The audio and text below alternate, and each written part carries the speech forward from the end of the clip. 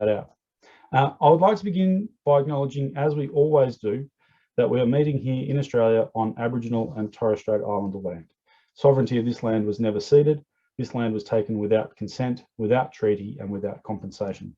I pay my respects to elders and leaders, past, present, and emerging, of Aboriginal and Torres Strait Islander peoples, traditional owners, and First Nations all across the continent. I'm on Gundungurra and Darug land here in the Blue Mountains, where we say Warrami Gamarada, welcome comrades.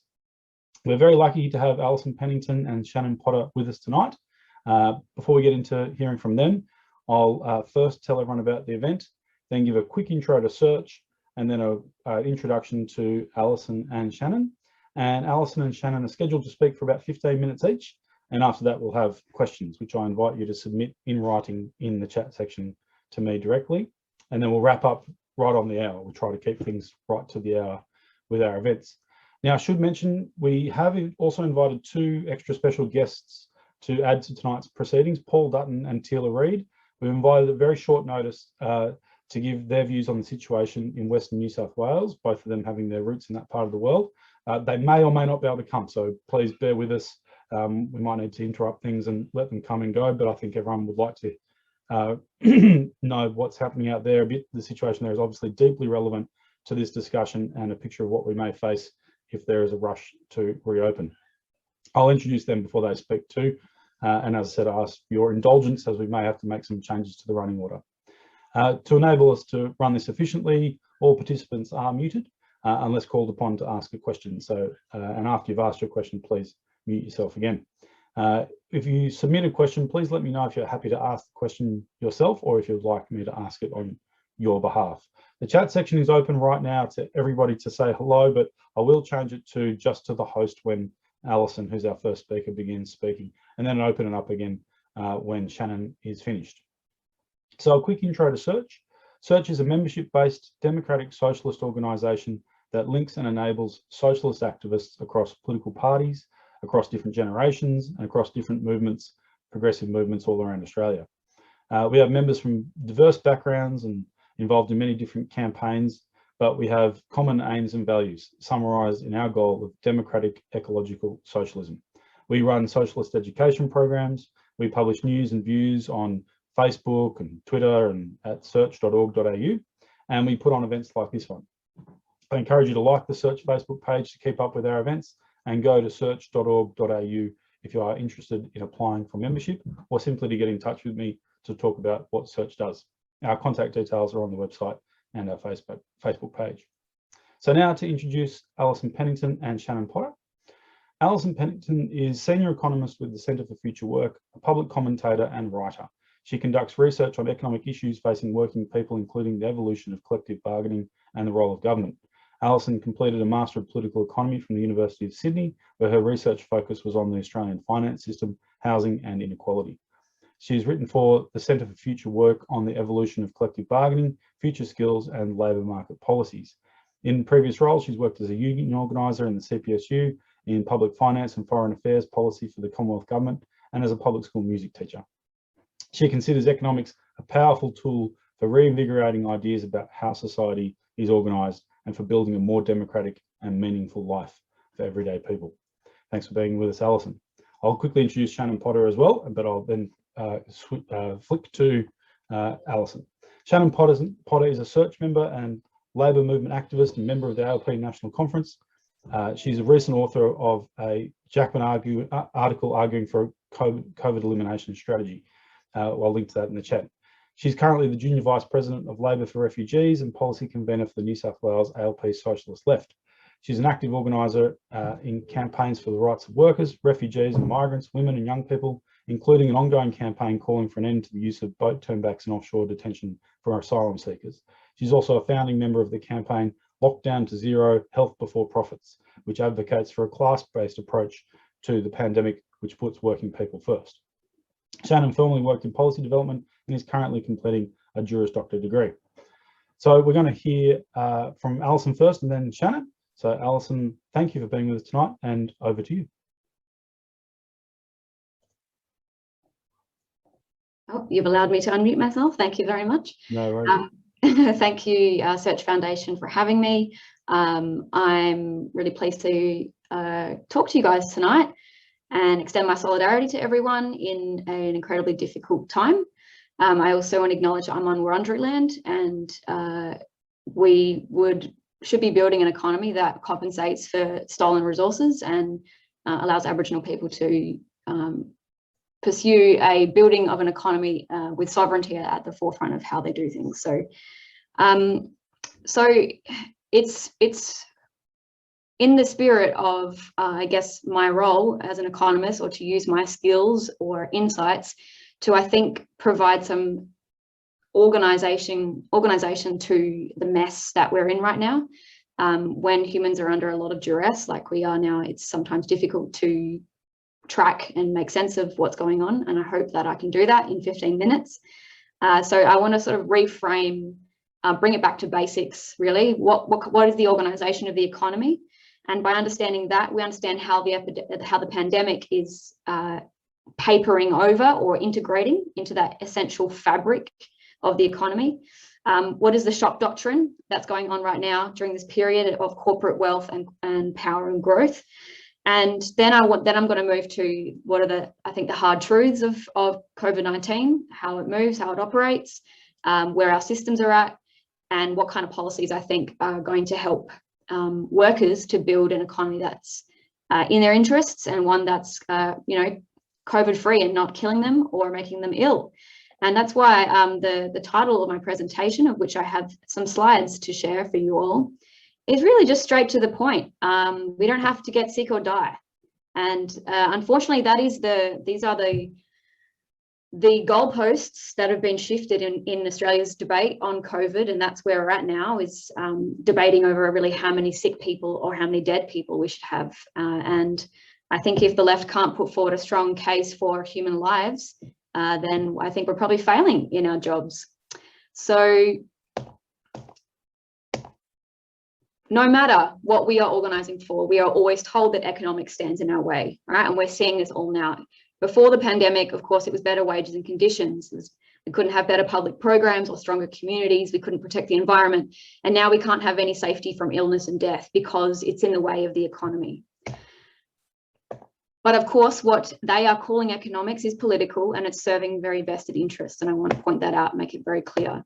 So what is the economy anyway? It's funny that in all of this time, the pandemic, when we have to accept illness and death in our community for the sake of the economy, it's never really described from the LNP or big business what's going on. It's definitely not quarterly GDP statistics. The economy is not, national accounts data. It's not the dude at the end of the news segment who talks about what share prices are doing. The economy is people. It is work, right? It is the value-adding activity of people in workplaces every day. And that gives us pretty strong clues as to why it is that we are being told we should be living with a virus right now. Work in this economy.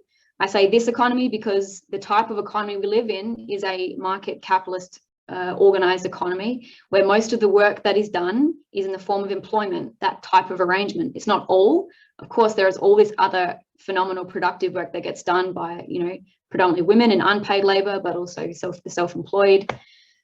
But it's the reliance on paid employment that's the defining feature of the economy that we exist in now, the one that is still ticking over during this pandemic crisis. I say reliance because it is also businesses who are the main, most powerful organisational units in the economy that rely on people's paid employment to also realise profit, which is another defining feature of capitalism. Most employment is with the private companies that operate in order to generate profit. Only 15% of all our jobs are in the public sector, so outside of that logic. And that inherent nature of paid employment helps explain pandemic politics. Living with the virus was a term that was introduced as soon as the pandemic hit.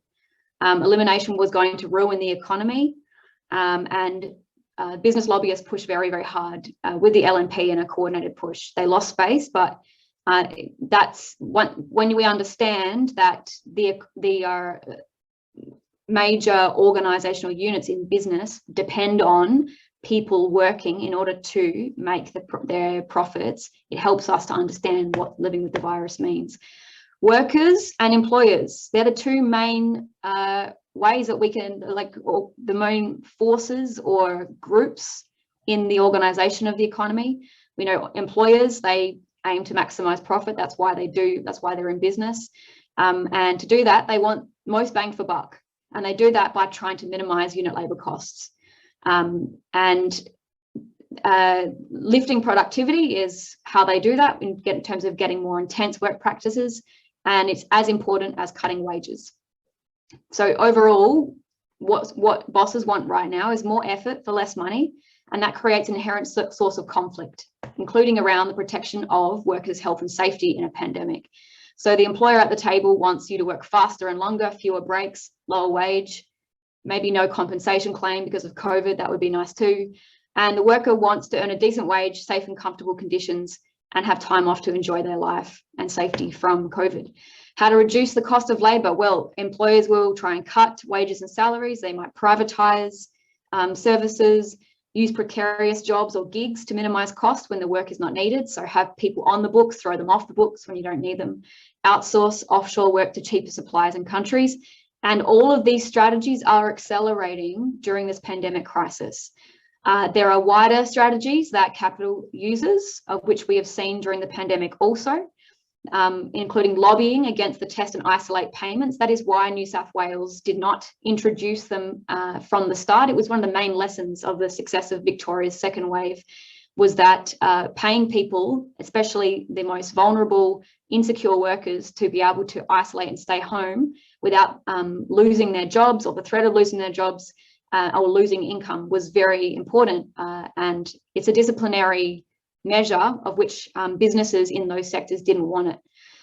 Cutting the COVID supplement was another major organisational push by business lobbyists. We had a concerted campaign to cut the coronavirus supplement because it gave hundreds of thousands, actually millions of some of the poorest people an above poverty existence, many for the first time in their lives.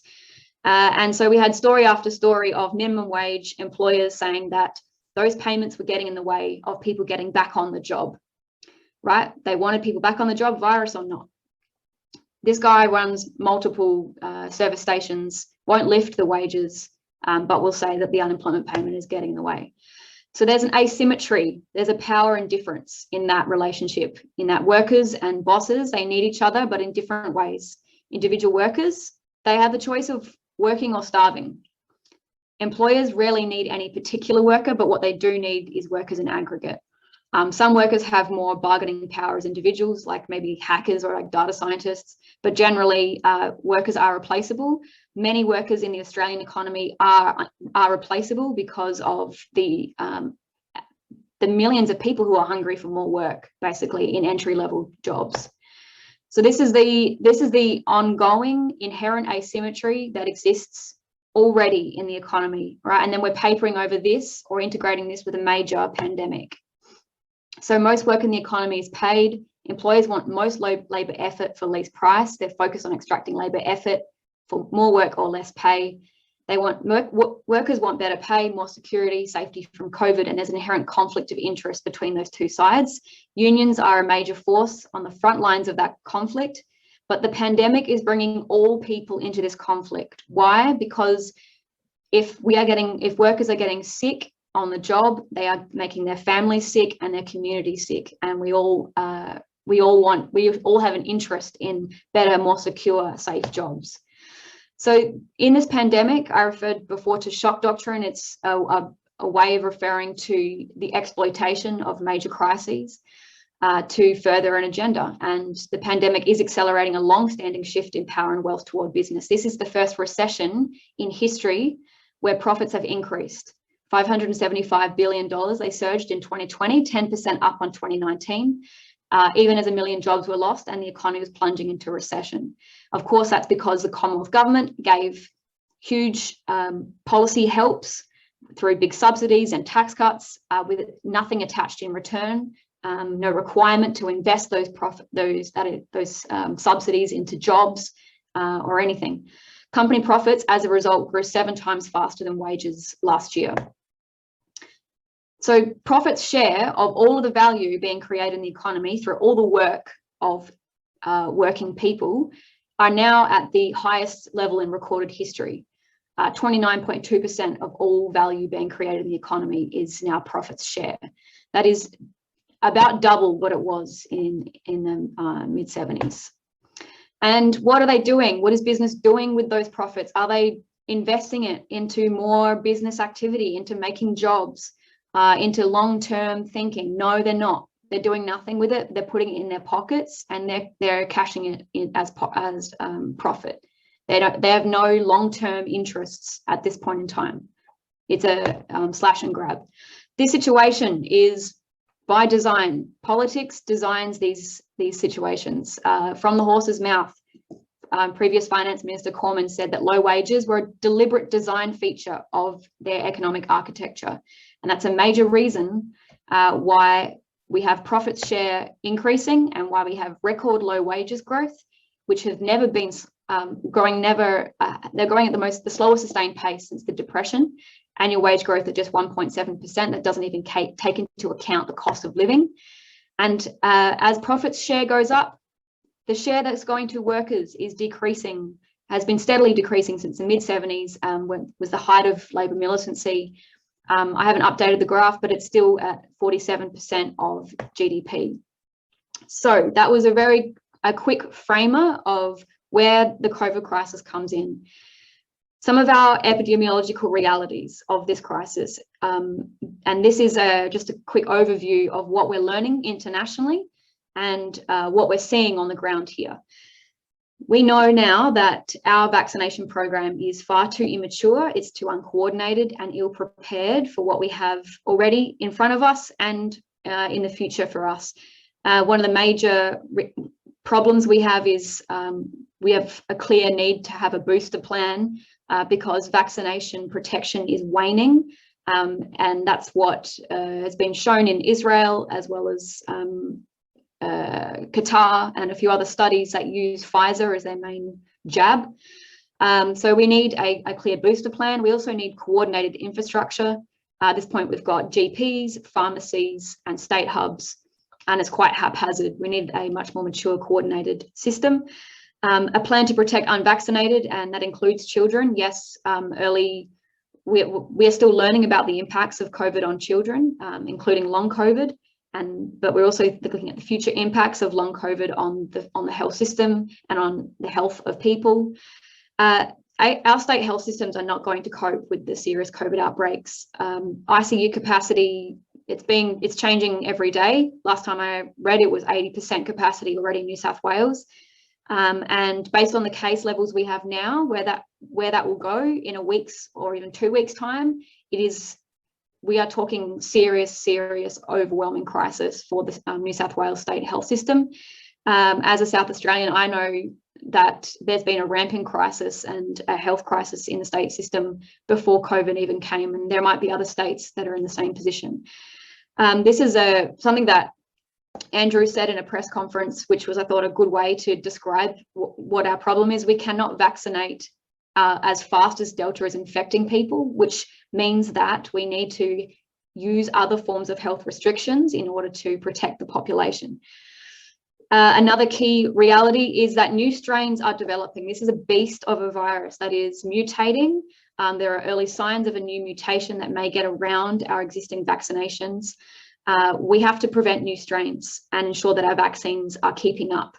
And we need time to ensure that our vax program is ready to take that on. I think I've got the international infection train. It's under the guise of being like anti-racist or trying to be less insulated is irresponsible and very short-sighted, because we are just expanding the petri dish of circulation, which creates potentially more mutations for which we don't have vaccinations for yet. Some key lessons from Israel, where they've had an 80% adult vax rate. Delta cases are exploding to an all-time high, 12K daily cases on August the 24th, 476 deaths in July. And that's in part because Delta has a very high transmission rate between kids, which then increases the infectivity of adults. And now they're having to reconsider lockdowns, but they've built a politics of freedom around anti-lockdowns, which has really shot them in the foot, because they now they're rolling out boosters at an extremely fast pace, because they've already got people on the streets against lockdowns. And the vaccine is waning after about, I think it's about 5 or 6 months. They're finding there's some serious waning.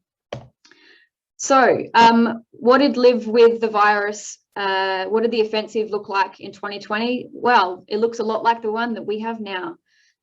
This is just some examples of media representation of living with the virus, and attacks on the types of public health responses, which was represented in the work of state governments and territory governments, not just Labor premiers, but actually, all premiers really.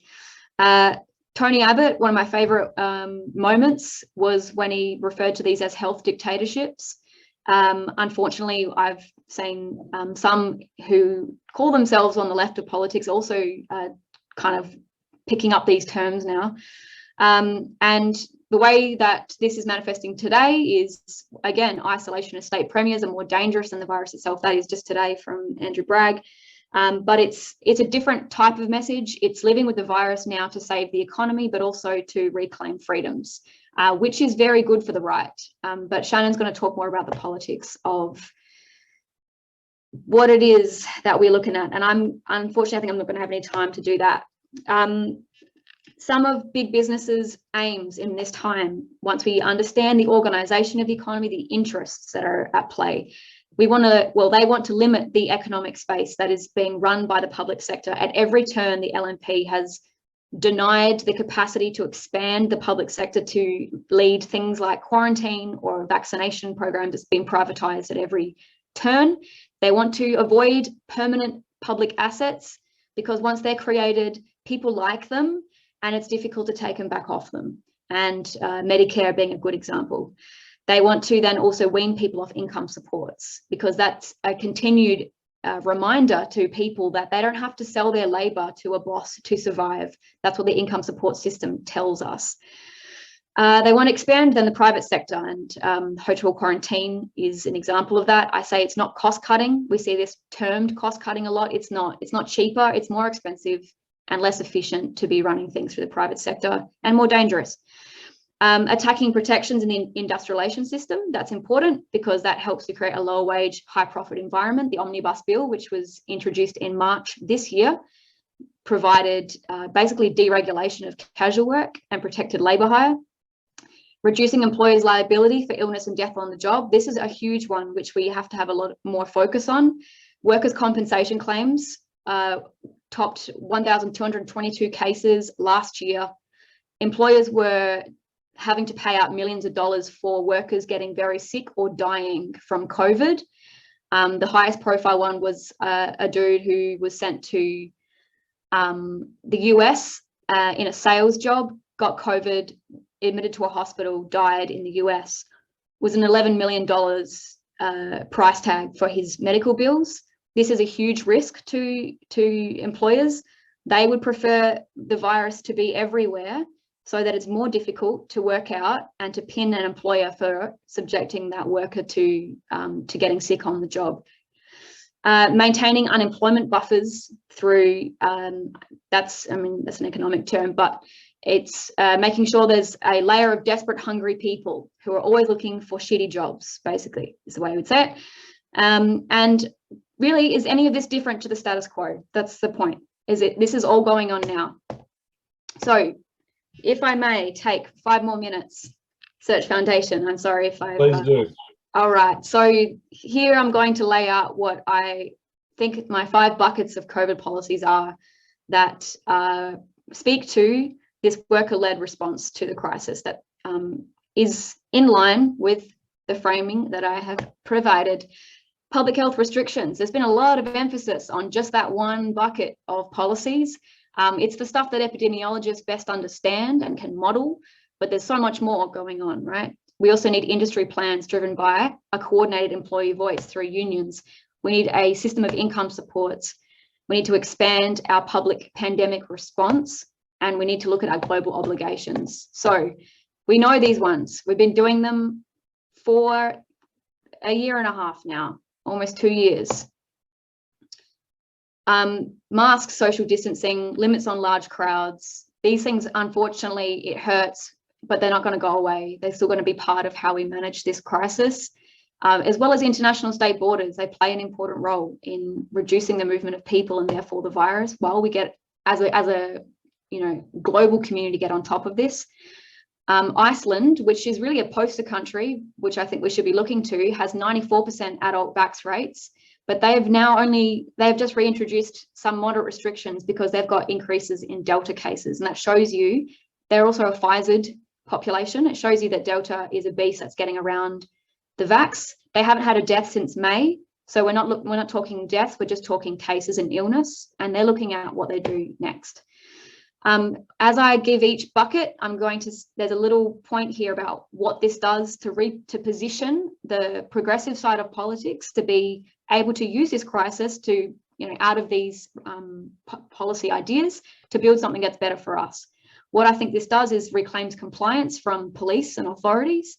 It fosters public good and strengthens civil society. And Melbourne had that experience, I think, last year, getting over the second wave. Industry and workplace plans. Essential industries, we have to have these as our first priority, but then expand them to other industries as they open. Reduce output. We don't need to produce as much stuff as we are now. Government can intervene to reduce output and staff on site. That is what we did in Victoria last year. 250,000 essential workers were paid to stay home because we didn't need to produce that much. We need to mandate PPE, distancing, rapid testing, priority vaccination and air filtration systems, all for our essential workers. Integrate staff rostering into that transmission control. Safe work, or whatever bodies are in each state, need to, with unions being the most powerful and best experts on the ground to regulate compliance, including shutting down work sites when those health requirements are not met. And employer compliance has to be linked into reopening industries, which was another lesson from Victoria. This can build the tools of public planning and the hands-on industry policy that we need for the future to get away from fossil fuels and build a better industry mix. It also can help build union presence and power in workplaces. Third bucket, income supports. This is going to help workers to lead the effort and stop mass job losses, because yes, we're in a crisis. We've also got a climate crisis, but people's lives every day is a bloody crisis. You need to support them materially to be able to do these things. We have to reinstate JobKeeper or some other type of wage subsidy. Stronger eligibility tests to stop rorting, expand to short-term casuals and migrants who were shut out last time, paid at the original $750 rate and directly to workers. Paid pandemic and sick leave is not available to millions of people. We need to insert that, as well as vaccination leave, into our awards. It's one way that we can intervene immediately. And reinstate the COVID supplement, expanding to all people. This will lift incomes, bargaining power and unionisation, and pave the way for permanent welfare benefits reform. We can dream of things like UBI once we start these things. Expand our public pandemic response. The Federal Nurses Union has come out with a great set of demands for around preparing the public healthcare system for what we have ahead of us. And that includes, acquiring private hospitals that are sitting dormant. They should be integrated into our effort. Coordinating a national vax program, investing in our public quarantine facilities. Rapid antigen testing at airports, essential workplaces, and at-home tests is an interesting area we haven't looked at yet, as well as a mass public health campaign, because we have not been given that yet. This will expand Medicare and a health system capacity, create thousands of good jobs. We can invest in research and development and advanced manufacturing capacity, which is good for us in the long term. 5, all right, home stretch here, people. What we know is no one's out of this until we all are. So we have to invest in our global vax effort, including in the global effort, immediately repatriate citizens who have been locked out by monopoly powers in the aviation industry who are jacking up the cost of flights and exploiting people. Cuba just gave a whole bunch of vaccines to Vietnam. Vietnam gave them some rice. There are ways that we can do trade differently and not be assholes. What this does is revitalizes and can rebuild progressive international governance institutions, improve our health systems and outcomes in the global south, and hasten an end to this pandemic because, as I said, we are not out of this until everyone is. So thank you very much, and I appreciate a little bit of extra time. No, thank you. That I think everyone on this Zoom will agree is an incredible amount of information, and will recognise the amount of work that you've put in to developing that and doing it so quickly, and will appreciate it a great deal. Also, I should mention that you're not just doing this for us; you're doing it for the entire community via your engagement through social media and through other forums, including. I feel sorry for you having to do this, but appearing on Q&A. So thank you very much for doing that, Alison. Now, as mentioned, for some of you, I mentioned at the beginning of this that we made a late bid to ask Paul Dutton to come and speak to us about some of the situation happening in Western New South Wales. I've put a very brief bio there in the chat. So Paul Dutton is a Barkindji man, an activist and commentator, Stolen Generations member with long experience in NGOs and the public sector in housing and community development, including with Link Up New South Wales, where he assisted and counselled other Stolen Generation individuals on returning to country and community, as well as counselling communities on expectations of return and realities of separation, cultural loss and emotional divides and understanding of living in two worlds. I've put a link to his bio and some of his excellent articles there in the chat, and Shannon's very nicely agreed, because Paul's got to get in and out. So we'll hear from Paul for 5 or so minutes before he's got to get back to his other commitments. So thank you so much for being with us, Paul, to give us a bit of an update. Yeah, here you go. Like it was explained, Paul Dutton, Barkindji man, I'm on Bunjalung country. I'd like to thank the elders and spirits for allowing me on country and to live in this beautiful part of the world, and guide me on my journey, and I hope yours is as strongly connected as what mine is. For far western New South Wales, Kenya, my hometown, a lot of issues going on, obviously, as you've seen through the media now that it's been reported, just with even an opportunity to get a vaccine hasn't been as easy as what was claimed through the New South Wales government, and it's only because of a major outbreak that's now started to be addressed. But on top of that, there was no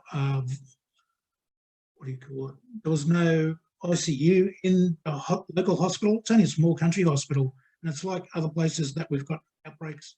Berg, Dubbo's probably got one, but some of the smaller communities, Brewarrina, wouldn't have something like an ICU itself or a ventilator. Kenya didn't until this week, and they've given them one staff member to look after that ventilator for the 70 odd people who are currently infected. So apparently COVID's only 9 to 5 in Kenya if you've got one extra staff member. And what are they going to do? They're going to bring in motor homes for people to isolate. They've got to do that because they've done nothing about the housing issue and left everyone who virtually lives in each other's doorstep. Families, grandparents, grandchildren, all living under the one house. It's one of the biggest issues we got. So therefore, if you've got a COVID outbreak, you've got multiple people that have been infected. There's nowhere for you to get food other than the local shop. If that was to get an infection go through there, they've got a 200-kilometre trip to Broken Hill to get something. So that's why there's been a number of aid packages and pages set up by a number of people to support the local communities, trying to get basic food items into their homes because it's just logistically not possible. So what we've heard is you've got a number of government organisations meeting on a regular basis. From what I remember, there's at least 56, maybe more, government agencies that work out of Kenya, count of 750 odd. that many agencies, you think they'd come up with a strong plan and actually have that implemented, ready to roll the first time somebody gets COVID in town. We're still waiting to find out what that is. It's piecemeal. So you've got the Premier, the Health Minister and everybody else coming up with the excuses and reasons why it's the town's fault and nothing to do with them, instead of addressing it with federal government to make sure all this was already rolled out. Where's the field hospital for Kenya? It's already been up and running. We should have military in there building that field hospital, bringing in all the equipment that we need to support us through this current outbreak. So all we've got now is ongoing infections and more people being isolated, having to stay in motels out of town 4 kilometres. And then how do they get their food? It's because the public through Twitter and Facebook are doing the job of government.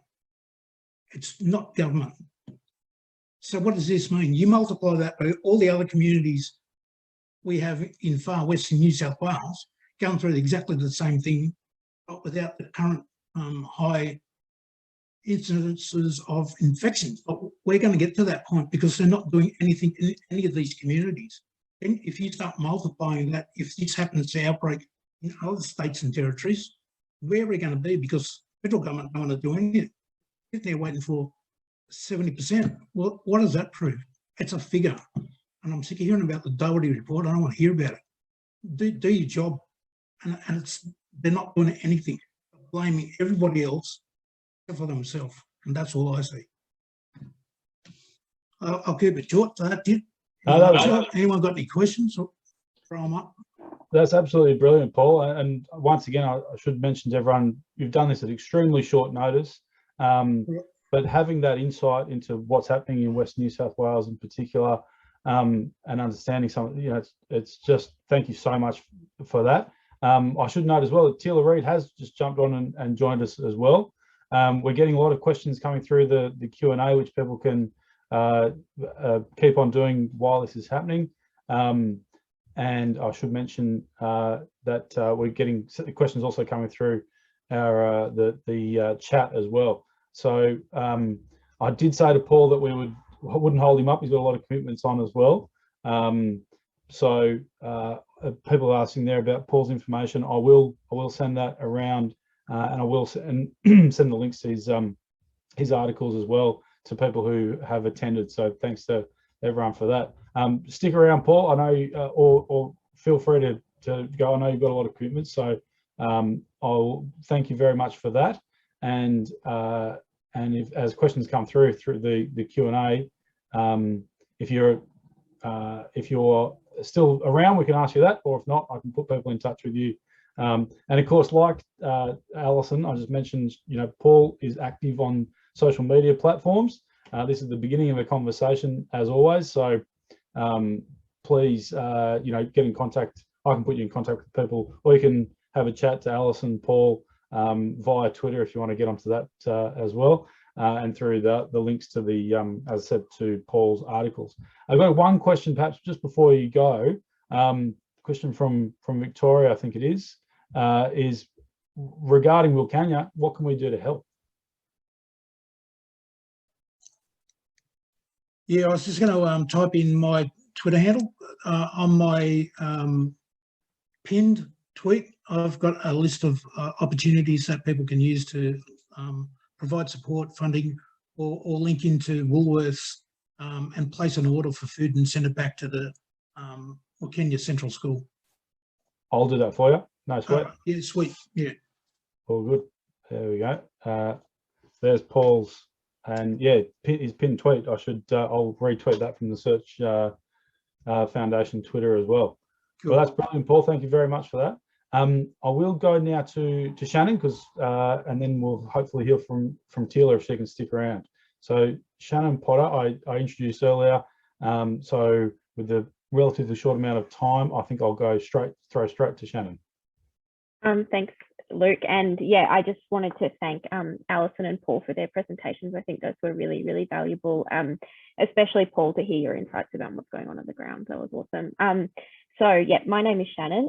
I'd just like to first acknowledge that I'm calling in tonight from the land of the Darug and the Guringai people. I pay respect to their elders past and present. And I'd just like to acknowledge that, you know, we're on stolen land, and the land we live on always was and always will be Aboriginal land. I think it's very, very important to keep that in mind and remember that when we're discussing this issue in particular, which has the potential to have such a devastating effect on First Nations communities. So I'd just like to flag that.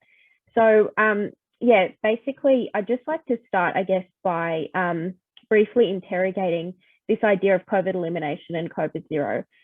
So I think that there has been, you know, a real push by the Liberal Party in particular, but other groups as well, to act as if COVID zero is completely scientifically impossible and is some kind of, you know, insane fantasy of people who don't, you know, want to live in the real world and don't want to accept what COVID's doing to us. But I think if we look really closely and properly at the epidemiological evidence and the scientific evidence, and if we look at the experience in Western Australia, Queensland and New Zealand, it's quite clear that COVID zero and the elimination of COVID is scientifically possible if there is the political will to get it done.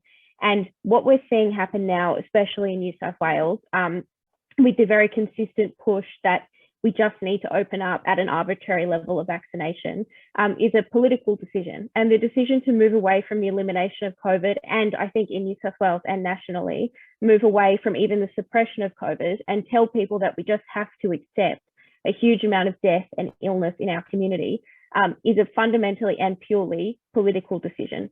And it's something, therefore, that we kind of as citizens and with politically engaged people should have an active interest in pushing back against and engaging with. You know, we do not need to live with COVID. That's not a reality. The reality is that politicians, and particularly the Liberal Party, extremely effectively have turned the idea of living with COVID or with having lockdowns into a cultural war issue, and that this is an ongoing political conversation. So I thought it would also be helpful just to go through kind of some of the main groups that are advocating for this position of opening up what I, and I think many here, would consider to be prematurely. So firstly, we have the Liberal Party. This is an obvious one. Alison has gone through very effectively kind of how this conversation has been transpiring on a national level. They have very successfully, and Labor has not made an effective incursion against this, turned this into a culture war issue and made it about this kind of principle of freedom, which I think, as I will interrogate, is a very false dichotomy. They have really adopted a Boris Johnson style Freedom Day rhetoric, who, you know, he famously said, let the bodies pile up, we're just going to open up. And that's, I think, what we're contending with from the Liberal Party at the moment. We also have CEOs and you know, the big business, quote unquote, community. You had the Virgin CEO saying, you know, we've just got to open the borders, and if people die, I don't really care. That's a rhetoric that we'd probably expect from them. We also, though, have, and I think the, you know, recent anti-lockdown protests have shown a growing contingent of anti-vaccination, you know, QAnon following, and has been shown through kind of journalistic investigations of the organisers of those anti-lockdown protests, ultimately white supremacist organisations who are part of the alt-right movement, you know, advocating for the ending of lockdown and kind of advocating for this like radical freedom position in which there's like no public health restrictions whatsoever. But we also have, and I think very interestingly, so-called progressives, people who would self-identify as progressives or as members of the left. I would call these people members of the neoliberal left, but, you know, we might use centre left as well, who have been very, very vocal, particularly online, but also kind of in policy spaces, in advocating for an end to lockdown, you know, not a total end immediately, but certainly an end to lockdown pegged to a vaccination rate prematurely, and also for the lifting of restrictions, you know, on entering Australia or on state borders. The arguments for this basically come down to the argument that vaccination alone is completely enough to control this pandemic, that the lockdown that we're going through has created a kind of mental health pandemic that's worse than COVID itself, and that lockdowns and border control are inherently racist or inherently multicultural.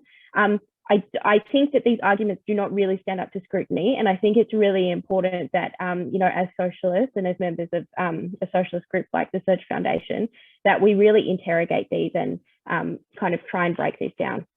So I think, and Ali touched on this a bit, and I'll just go through this very briefly. The idea that vaccination is enough to control this pandemic is just simply scientifically and epidemiologically untrue. Even under the Doherty report modelling, which is some of the more conservative modelling out there, and it has been kind of highly politicised and weaponised by the Liberal government to justify their opening up position. If we exit from restrictions when 80% of adults are vaccinated, they estimate that 29 children will die within the first 6 months of opening up, and that there will be 200,000 symptomatic infections of COVID. It's really important to note that the numbers that were plugged into Doherty, relied on there being low case numbers, an active track and trace system. Something that certainly in New South Wales we do not have. Track and trace has kind of been completely overwhelmed, and our case numbers are skyrocketing every day. So the kind of outcomes that Doherty is predicting don't have much relationship to the reality that we're actually living in right now.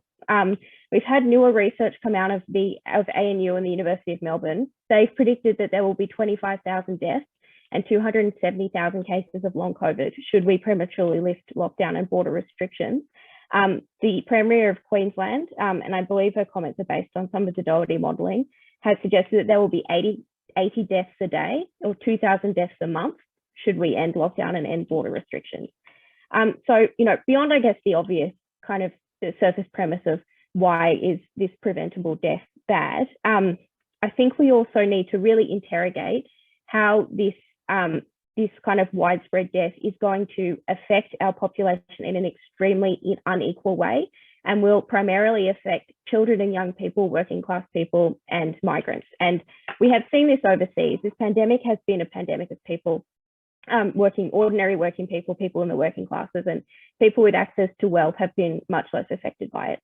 So first of all, these deaths and perhaps these long COVID cases, although the science is unclear, maybe vaccinated people can get long COVID as well, but they will be largely focused in our unvaccinated populations.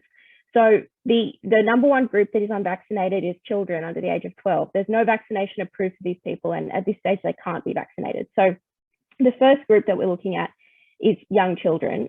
In the current outbreak, there have been 1,700 infections of COVID in children under the age of 5 already. And obviously we'd expect those numbers to skyrocket should we allow COVID to become endemic in our community.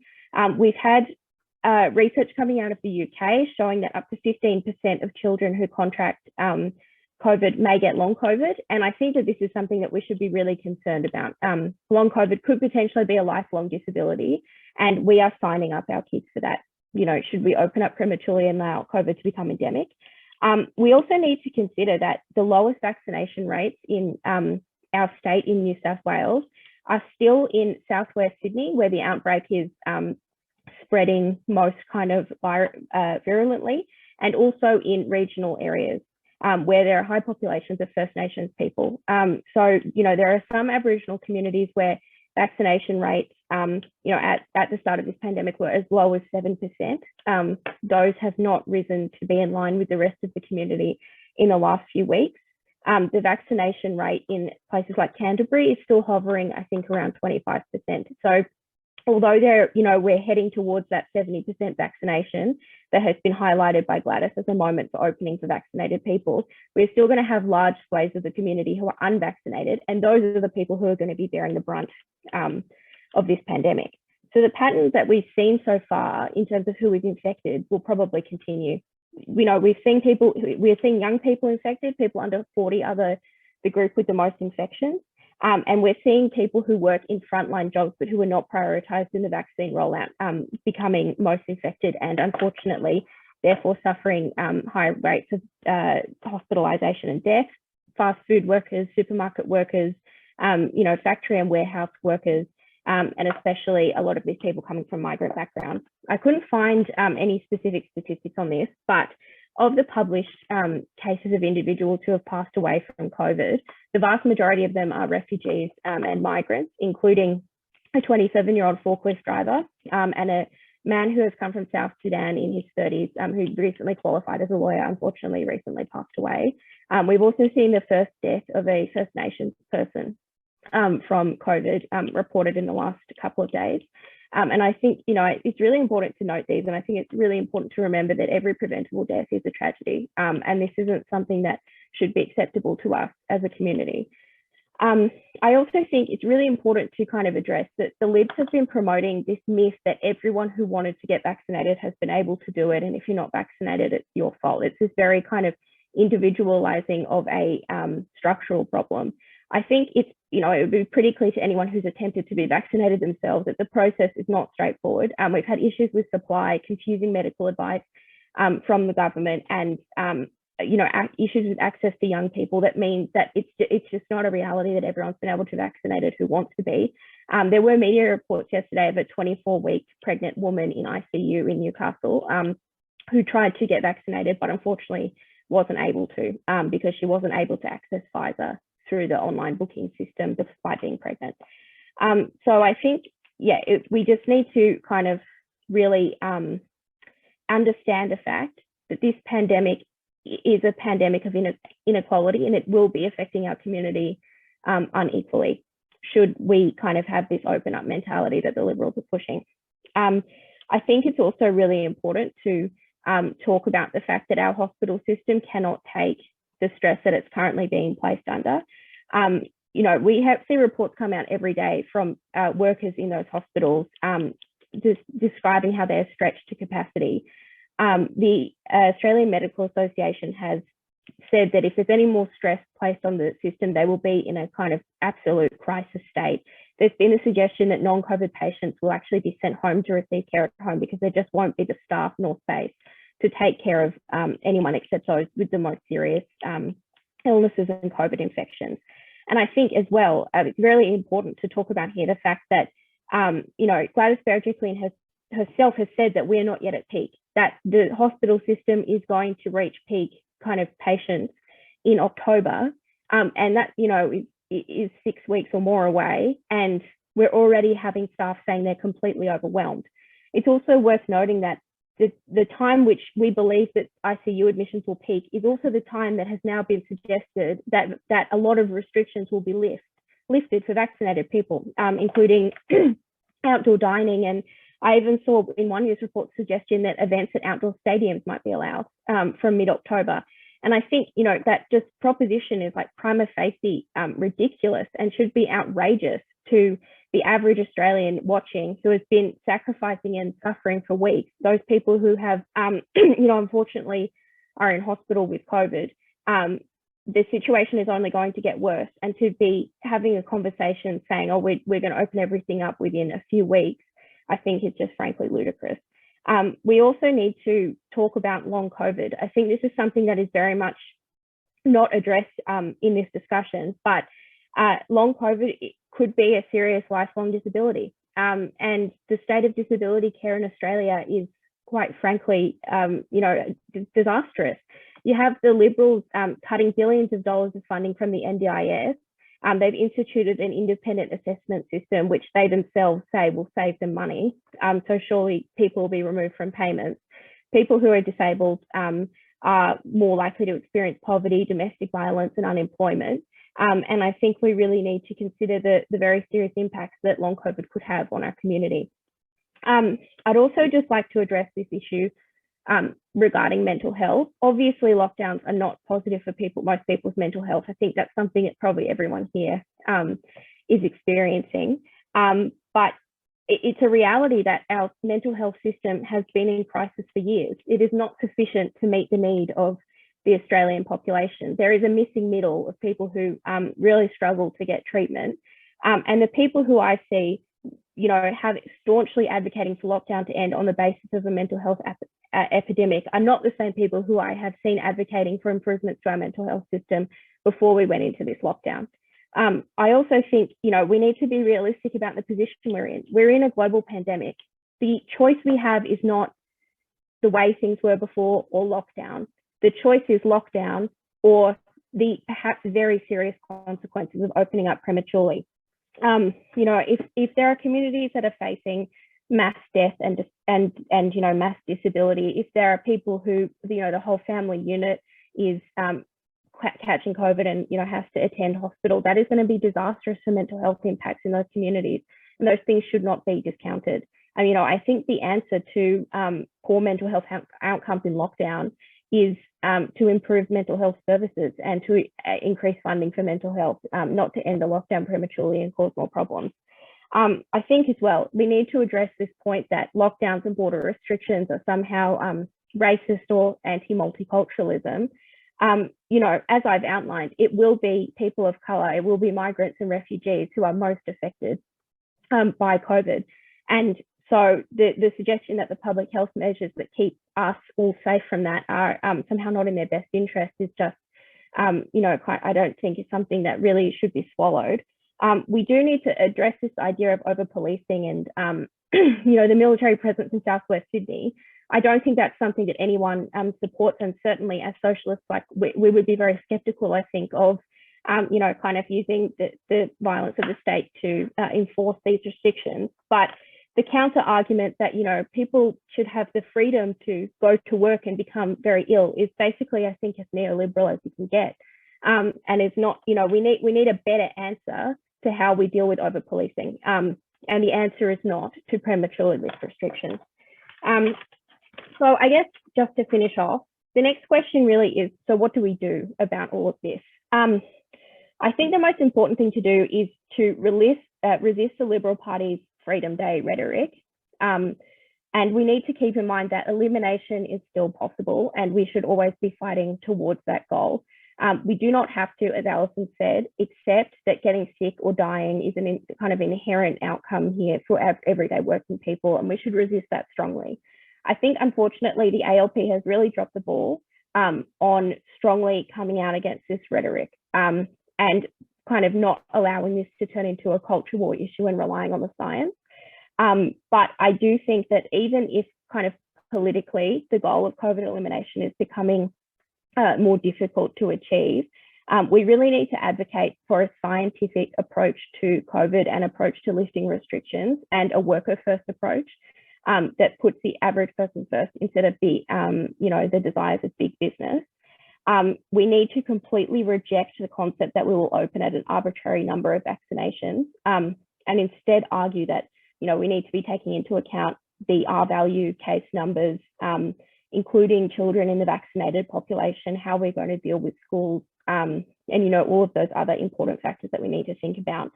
In terms of some concrete policy goals, the things I think that we really need to be advocating for, and these, you know, really should be the case no matter what the national or state strategy is, purpose-built quarantine to house incoming travellers. The hotel quarantine system is manifestly not fit for purpose. Pandemic leave and vaccine leave for all workers. Permanent expansion of income support, so making sure that everyone who needs income support gets it, and substantially raising the rates of that support. We need to close non-essential businesses, and we need to, I think a fundamental demand here should be that no schools should go back until it is safe. Again, children are a real pressure point here. Children are the ones who are going to be suffering, and it's not fair, you know, to ask teachers as well to put their lives at risk to, you know, be in the school environment. So in terms of the logistics of this, I would really suggest that people write to their local member expressing their support for the elimination of COVID and for, you know, some of these ideas that we've talked about.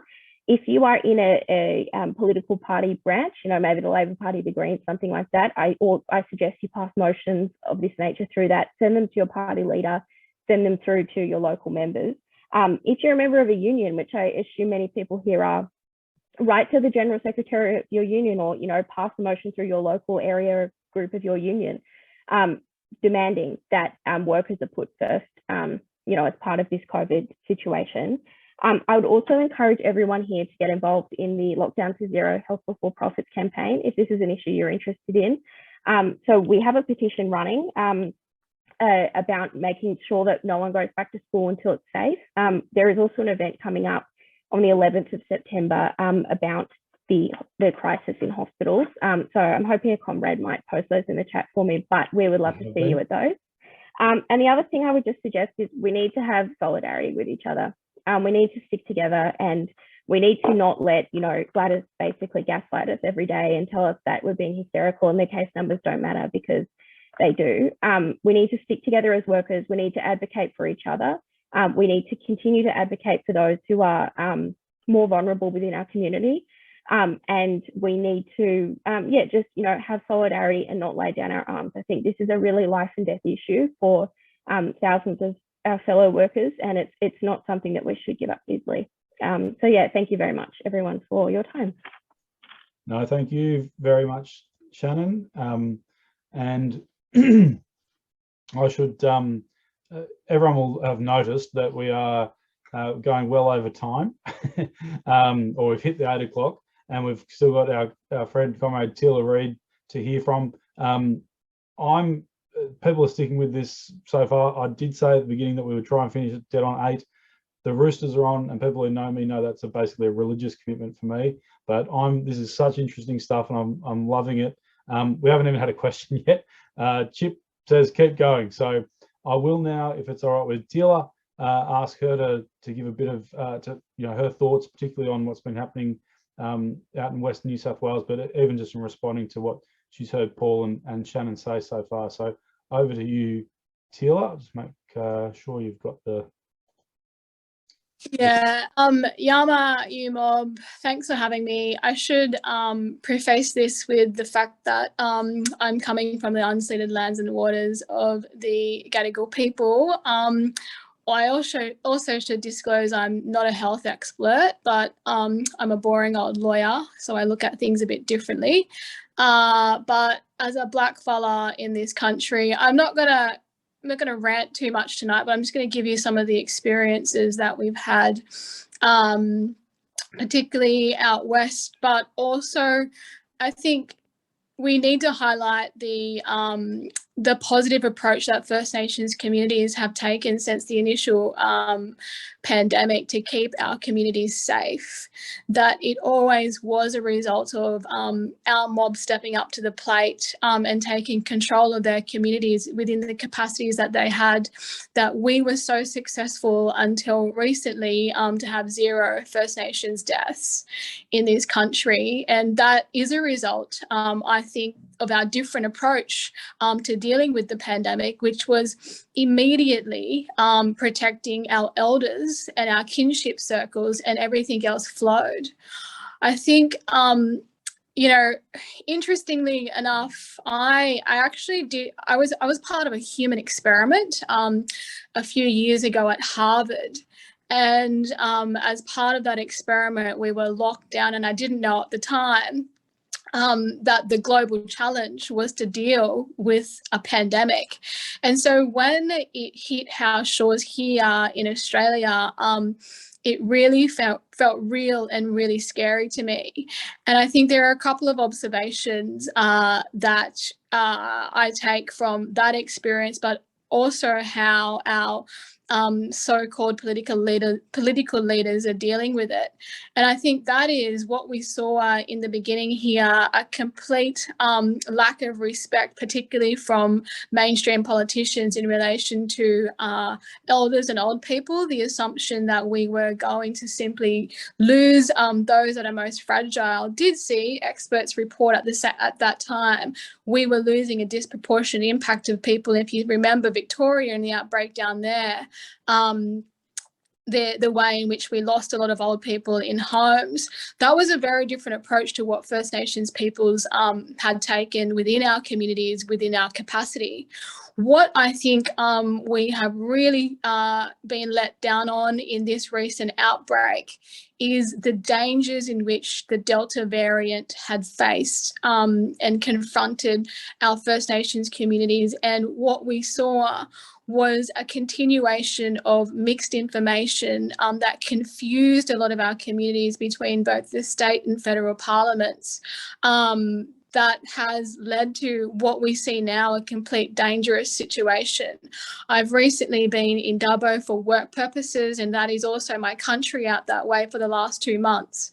And it is, let me tell you, it is absolutely heartbreaking the way in which not only the outbreak is happening within First Nations communities, but how it's affecting our children. And I think along the way, we've only heard from politicians, do your schoolwork, get back to school, we're getting kids back to school.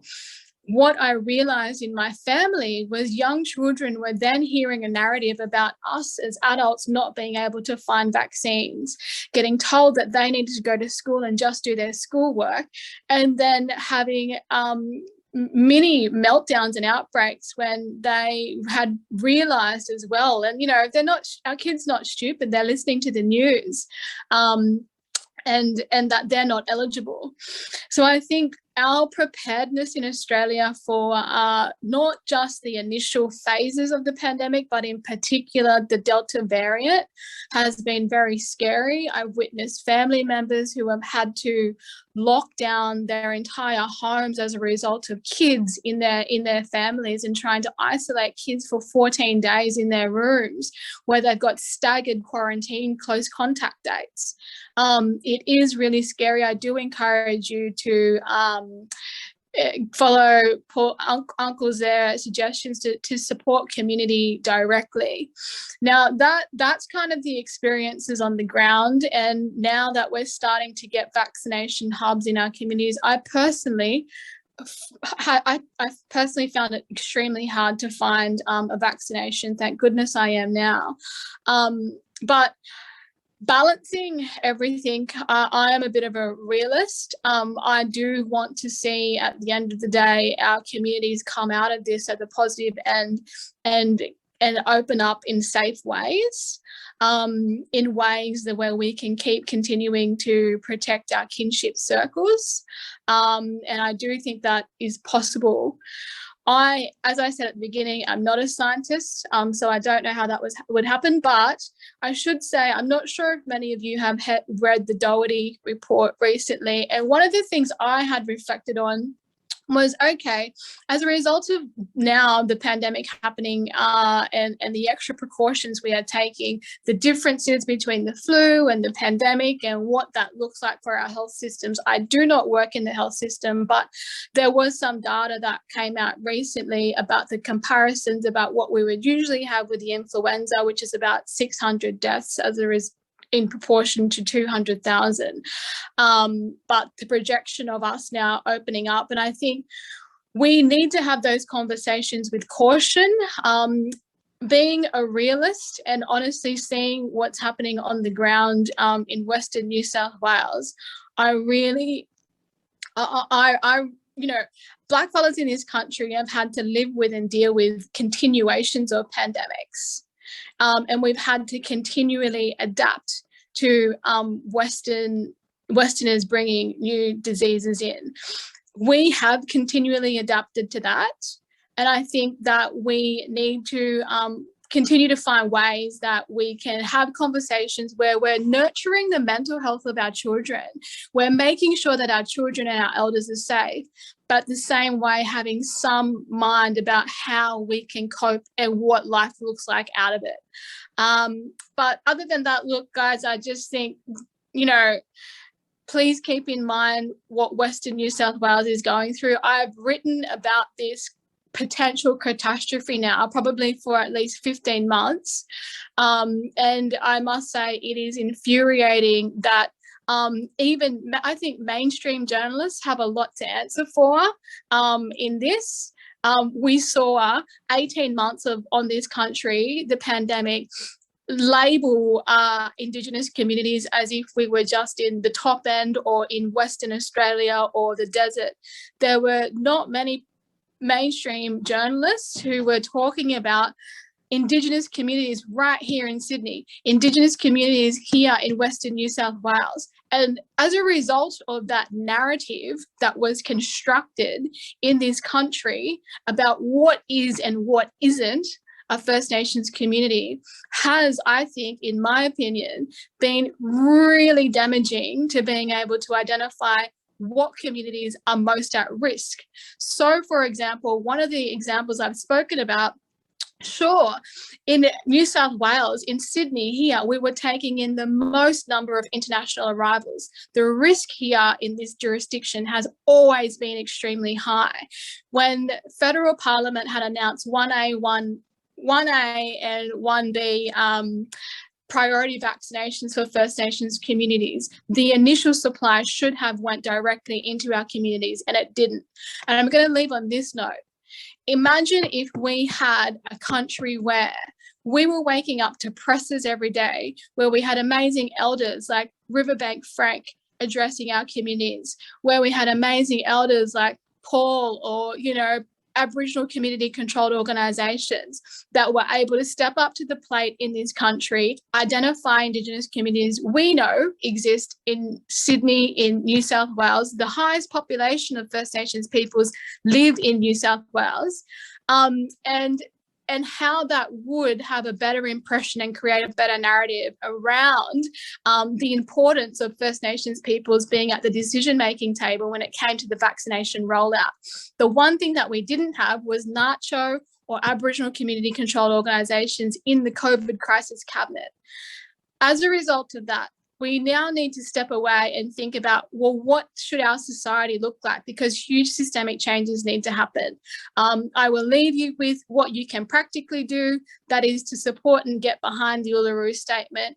This moment is really a shift in time, and we must absolutely ensure that from here on out, First Nations voices are always at the centre of these decisions, and that means fighting for those systemic changes within the Uluru Statement and having our First Nations voices heard, not just when we're in crisis, but when we're able to protect our communities as well.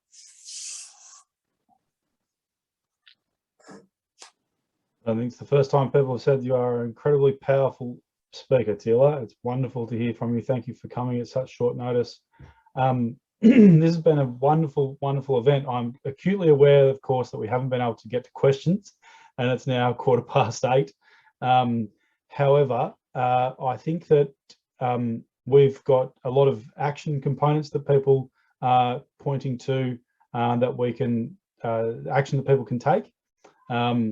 I've posted in the chat some information about that Paul's got on his Twitter feed about the donations you can send via Marima Health and care packages for Wilcannia for helping directly. I love the fact that Teela has mentioned the Uluru campaign for Voice Treaty Truth.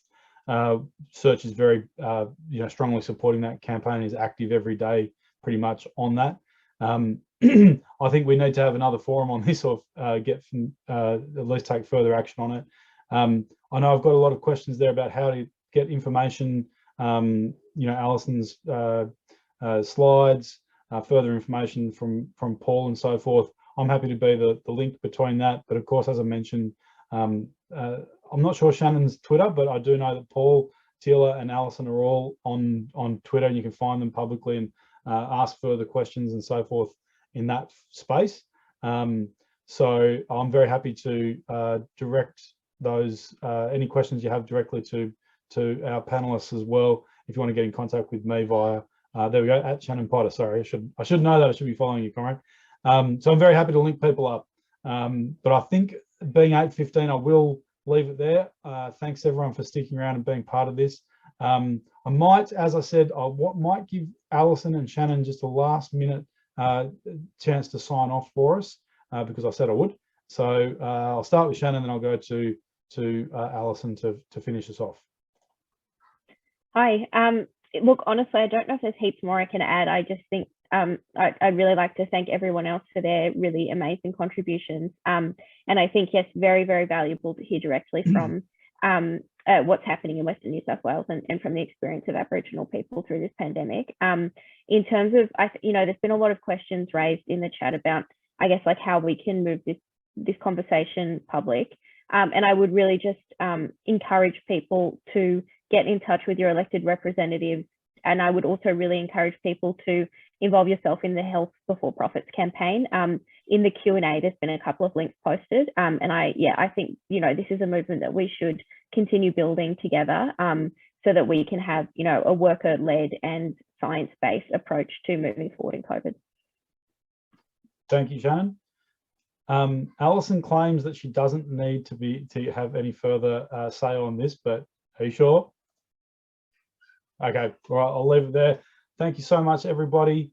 The links and so forth that we've got in the chat, I'll try and get as many of those onto the Search Facebook and through the Search Twitter and so forth. But if there's anything that you missed, just get in contact with us at the Search Foundation, and I'll should be admin@search.org.au or lwhitington@search.org.au, or through the Search Foundation Facebook or the Search Foundation Twitter. However you want to do it, get in touch, and I'll try and put you, if there's something that you missed that you'd like to get from tonight, I will try and get that information for you. Thank you so much to our panelists and participants. You've all been great, very inspiring, and there's a lot to do. As Shannen said, we need more solidarity and to take action. So thank you very much again, everyone. I'll leave it there. Cheers. Thank you. Thank you.